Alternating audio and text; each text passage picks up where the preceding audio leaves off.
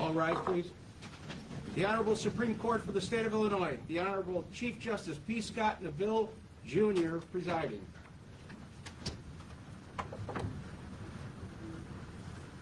Good morning, and please be seated. Mr. Marshall, the Supreme Court of Illinois is now convened in special session to administer the oath to 13 candidates for the office of Cook County Circuit Court Judge. Oyez, oyez, oyez. The Supreme Court of Illinois is now convened in special session to administer the oath to 13 candidates of the office of Cook County Circuit Court Judge. I am Chief Justice P. Scott Neville, Jr., and I'm here this morning with two of my colleagues. Let me introduce them. The Honorable Justice Joy Cunningham and the Honorable Justice Sanjay Taylor. We welcome those who are assembled this morning, family, friends, and public officials. The court has called this special session because of the shortage of judges in the Circuit Court of Cook County. Therefore, in order to remedy Cook County's shortage of judges, the Supreme Court will exercise its administrative and supervisory authority, and it will administer the oath to 13 candidates for Circuit Court Judge who won their primaries and who have no current opponent in the November 2026 election.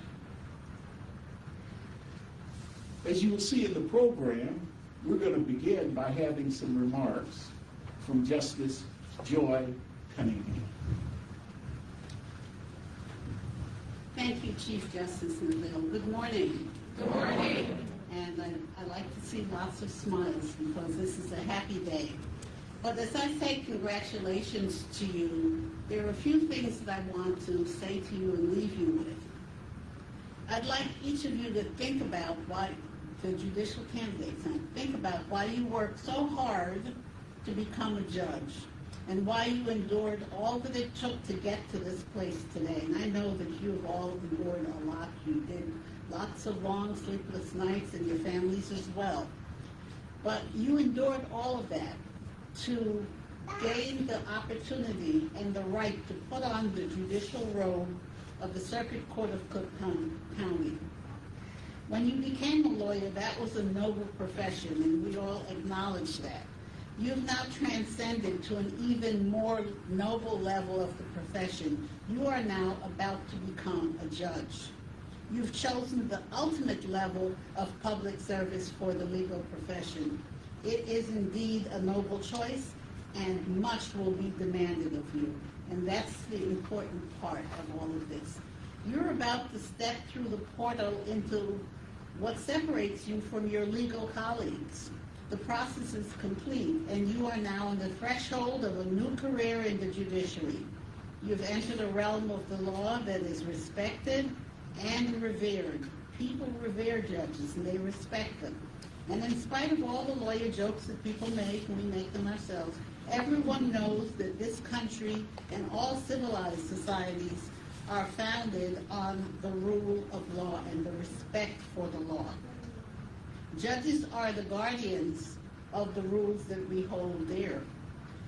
What you do individually as a judge reflects on all of us as fellow judges, and we see that every day. That is really important that you pay attention to that, because the public thinks of judges as those judges, so we're collectively those judges. So what you do individually will reflect on all of us. The public often judges as a group. They judge us, and they judge us as a group based on the behavior of a single judge in some city far away. If you read something in the newspaper, people will say, oh, those judges. So be ever mindful of who you are from this moment on. You're now about to become a judge of the Circuit Court of Cook County in the state of Illinois, and we are a great state. And the public and your colleagues expect you to set a good example. After all, our democracy is based on respect for the rule of law and the guardians of that rule. You, judges, you are respected for what you represent. In fact, that is why people follow a court's orders. No one goes out with a gun and say you have to follow the court's order. They follow your orders because you are respected and revered as guardians of the rule of law. So don't ever do anything to tarnish that image. You're now entrusted with the responsibility of carrying the judicial torch for all of us, for the three of us who are sitting here and for all judges throughout the state. So your behavior on and off the bench will define your reputation.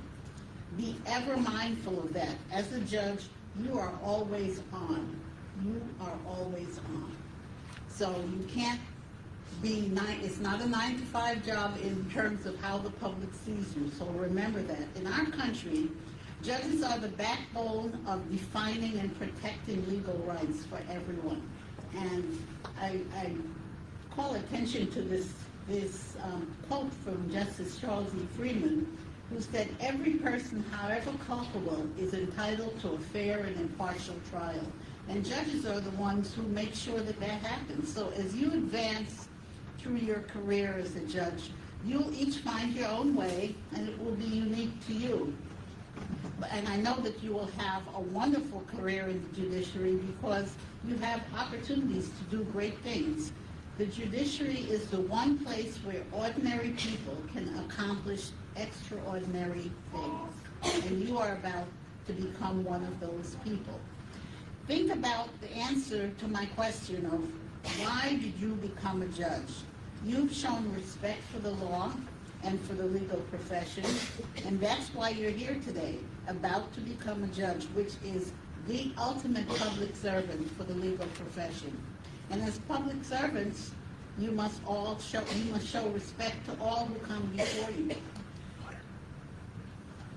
Lawyers, litigants, witnesses, court personnel, whoever they are, be respectful and be courteous. It will gain you respect in return, and your reputation will be made as one who is fair and respectful, and your reputation is actually your most valuable commodity as a judge. Guard it carefully. Once you lose it, you can't get it back. Yes, as you all know from your own practice, there are judges who are courteous and impartial and who always treat everyone in their courtroom with respect, and there are judges who we highly respect, and then there are the others. Do not become one of the others. Like all reputational interests, once it is lost, as I said, it's difficult to get it back. Judges are most effective when they're respected and have good reputational capital. That's your reputational money. Your capital is your reputation. Don't squander it. Although you're about to cross the threshold into the judiciary, and that'll certainly set you apart. You're only human. You're human beings. You will make mistakes. When that happens, own it quickly and fix it. Make your rulings based on the rule of law as you understand it and nothing else. You now have set yourself apart in the legal profession. The rule of law will be your mantra. That will earn you the reputation for fairness and intellectual honesty, and you need that. In our profession, that means a lot, and it will help you gain a good reputation among those who practice before you, as well as your colleagues, all of us. So, as Aristotle said, and it was thousands of years ago, but it's still relevant today, we live in deeds and not in years, in thoughts and not breaths, in feelings and not figures on a dial. We are defined by our passions and by our work, by that which means much to us, by the issues and interests that fills the contours of our lives in our courtroom. So that's what you're doing. Each of you will find your own way as you develop into being the best judge that you can be. Do it with confidence. Do it with honor. Do it with intelligence and with empathy, and especially not with arrogance. And do all of those things without arrogance, and always with the knowledge that your service as a judge is bigger than you as an individual. You're now part of the foundational underpinnings of our democracy. You are now part of our group. You're one of us. You are now the ultimate public servant in the legal profession, which is the reason, so I'm answering my own question, it's the reason that you became a judge. That's why you're all sitting here today, and your families are all here, and they're all proud of you. You are now the ultimate public servant. So I wish you a long and successful tenure and good health, because you're going to need your good health and you're going to need strength and stamina. Being a judge is not easy. It's not easy. It may look easy, but it's not. It requires good health and it requires stamina. And so I wish you good health as you embark on this incredible journey today. Today is a great day for the Circuit Court of Cook County and for the state of Illinois and for your families and for all of you. And I know how hard you worked to get here. I did that myself. And you're here and we're proud of you. So I wish you Godspeed to all of you, and God bless all of you, your families, and our country. Thank you.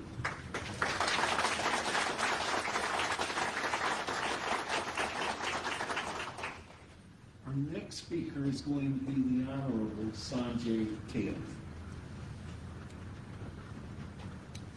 Thank you, Chief Justice Neville.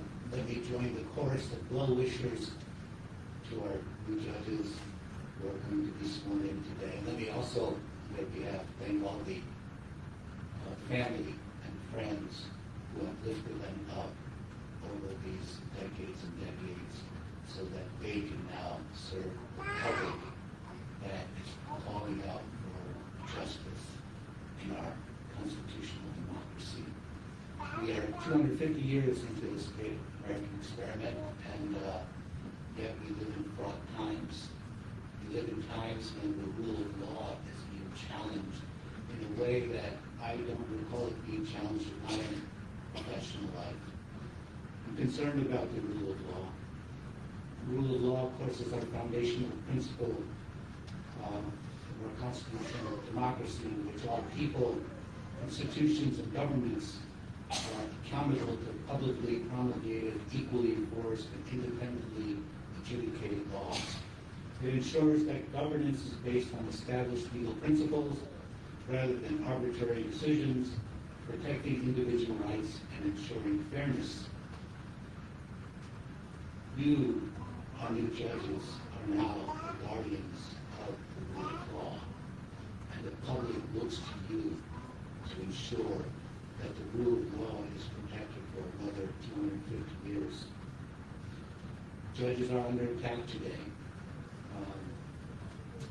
Today, it seems more organized, it seems more pronounced, it seems more retributive, which means that it is even more important that our judges model what good government and good judges do. It's important that we listen more than we talk. It's important that the parties understand that they have been heard when they come to court. It's particularly important when the pro se litigant, who increasingly makes up a large majority of those who appear before you, it's important that that person walks away feeling that he or she has been heard and listened to and understood. It's important that you explain your ruling. It's not enough that you simply rule, because anybody who gets a ruling without anything else is going to walk away empty. And so I encourage you to model what good judging is.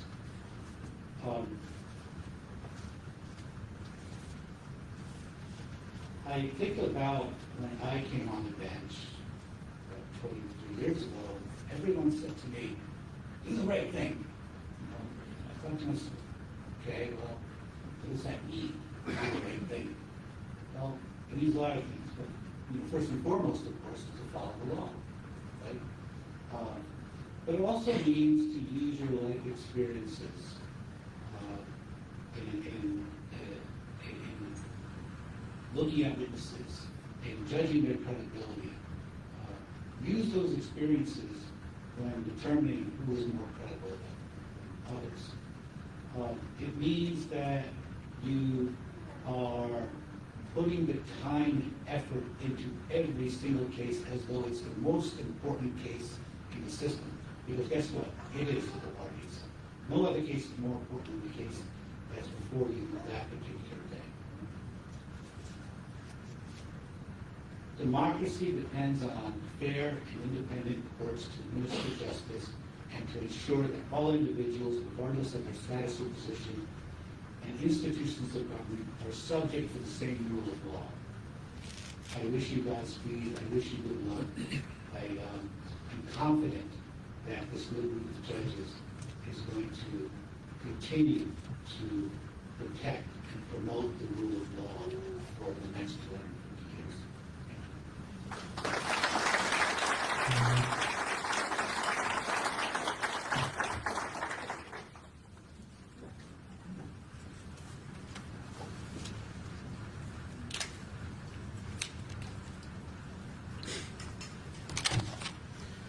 Now it's the chief's turn.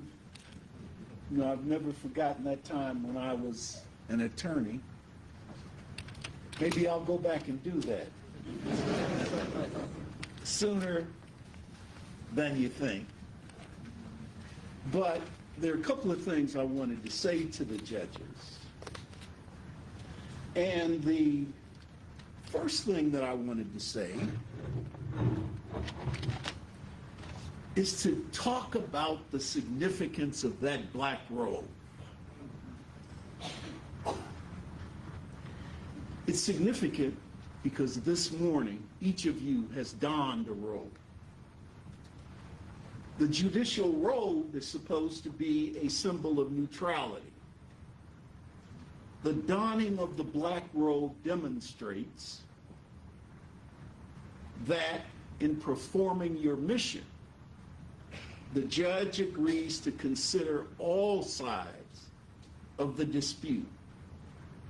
The robe serves as an emblem that the result reached will be premised on learned research and careful consideration of the facts and the law. The judicial robe is a representation of the importance of the office. When you don the robe, you agree to follow the Latin words that appear over the rear of both Supreme Court courtrooms, audi autirum partem. Those words mean hear the other side.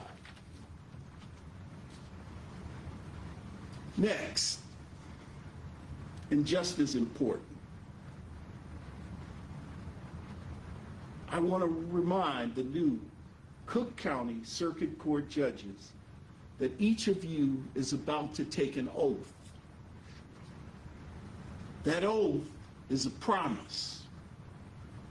I trust that you will not break the promise that you make to the people of the United States and the people of the state of Illinois to support the Constitution of the United States and the Constitution of the state of Illinois, and to faithfully discharge the duties of circuit court judge.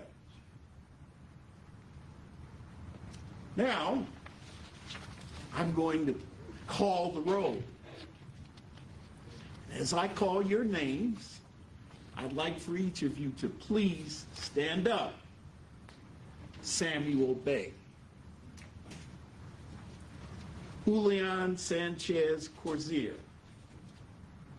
Robert Bob Grosvenor. Stephanie Kelly. William Kelly. Jarrett Knox. Juan Pace de Leon. Ashanta Rice. Ashley Greer Shambly. Ava George Stewart. John Strumpsta. Louise Marie Toledo, and Reagan Ward.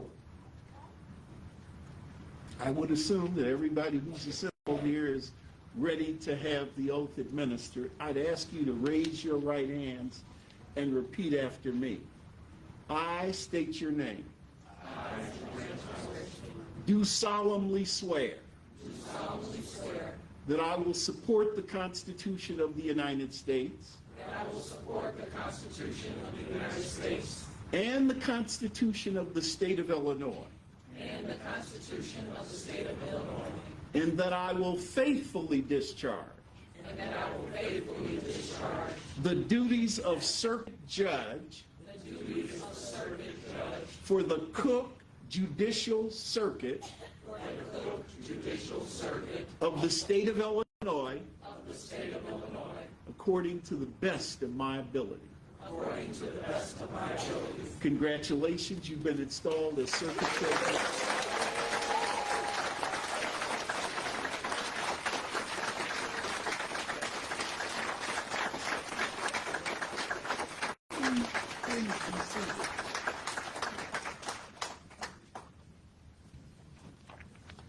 I wanted to take this opportunity to make some closing remarks. And like my colleagues who both referenced the rule of law, I think it's only important that I do the same thing. I think it's important and appropriate in these existential times, while swearing in new judges, to reflect on that principle that sits at the very heart of our constitutional democracy, the rule of law. As judges, we spend our professional lives immersed in the law. We interpret it. We apply it. We explain it. We enforce it. And yet, because it is woven so deeply into our daily work, we can sometimes overlook just how extraordinary it is.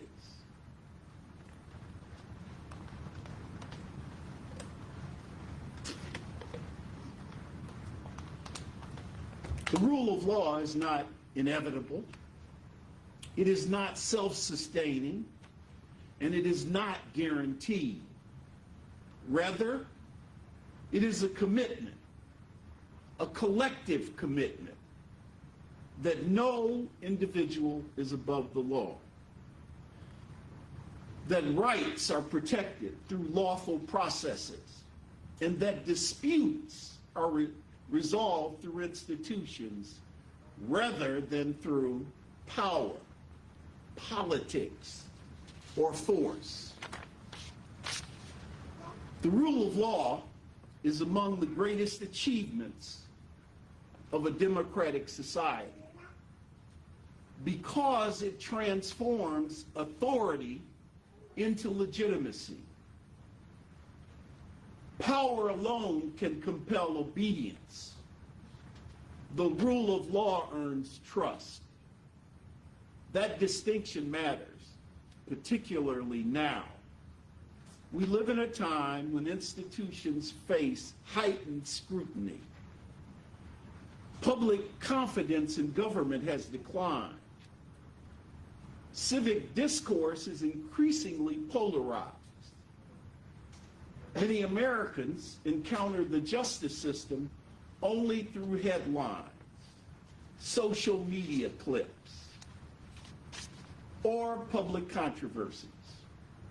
In this environment, confidence in the judiciary cannot be assumed. It must be earned. It must be protected and renewed. And that responsibility falls uniquely upon you new judges. Unlike the political branches, the judiciary possesses neither the power of the purse nor the power of the sword. Courts rely upon something far more fragile and far more powerful: public confidence in their legitimacy. The judicial order rests not on force, but on belief. And it is issued fairly and impartially and according to law. That legitimacy is the judiciary's most valuable asset, and it is one that must be protected every day. The rule of law is tested most severely, not when outcomes are popular, but when they are not. It is tested when we generate public criticism.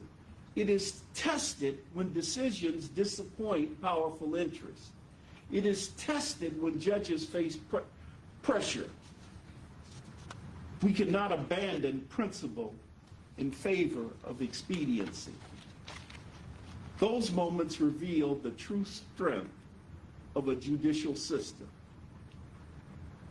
The public does not measure courts solely by outcomes. The public measures whether judges remain faithful to the law when doing so is difficult. Judicial independence exists for precisely this reason. It protects the ability of judges to decide cases based upon law and the facts, rather than external pressure. But independence carries a corresponding obligation. Independence must always be paired with integrity, with humility, and with accountability. The public grants judges extraordinary authority. With that authority comes a duty to exercise power carefully, fairly, and transparently. Every litigant who enters a courtroom deserves to know that they will be heard. Each party deserves dignity. Every decision deserves careful consideration. And every member of the public deserves confidence that justice is administered without fear or favor. The rule of law is not experienced through constitutional theory. It is experienced through daily encounters with the courts. It is experienced when a self-represented litigant feels heard, when a victim believes the process was fair, when a defendant receives due process, when a family court litigant leaves believing that the judge listened with respect. These moments shape public trust far more than any speech or publication ever could. Judges, therefore, serve not only as interpreters of the law, but as ambassadors for the justice system itself. The courtroom remains one of the few places in modern society where facts matter, where procedures matter, and reasoned decision-making remains paramount. That role has never been more important. The judiciary also bears a responsibility to ensure that justice remains accessible. The rule of law means little if individuals cannot meaningfully assess the institutions designed to protect their rights. Access to justice is not merely an administrative challenge. It is a rule of law imperative. Whether through innovation, procedural fairness, public service, legal aid, or the strengthening of public defense systems, the judiciary plays a role in ensuring that justice is not reserved for those with the greatest resources. A legal right that cannot be enforced is no right at all. As judges, we are all stewards. We inherit institutions that were built by generations before us. People willingly follow the law even when doing so is difficult. People willing to safeguard institutions, even when those institutions are criticized. Judges stand at the center of that responsibility. Not because judges are perfect, not because courts are infallible, but because constitutional government depends on an independent judiciary committed to fairness, to impartiality, and justice. The rule of law is not merely a legal document. It is a promise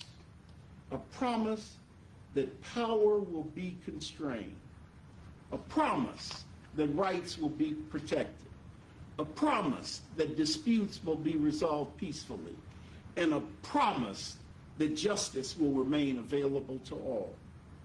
The preservation of that promise is among the judiciary's highest callings. It is work that demands wisdom. It is work that demands courage. And it is work that deserves our unwavering commitment. I trust that the judges who have been sworn in today will not forget about the rule of law.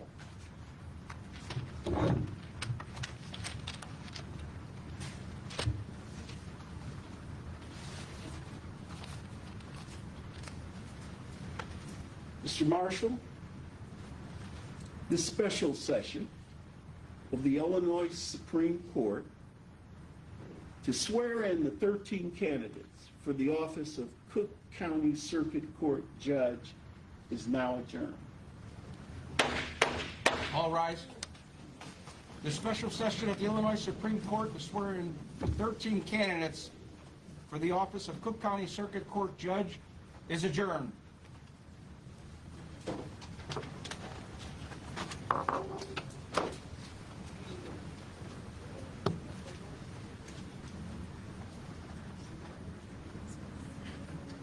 Thank you.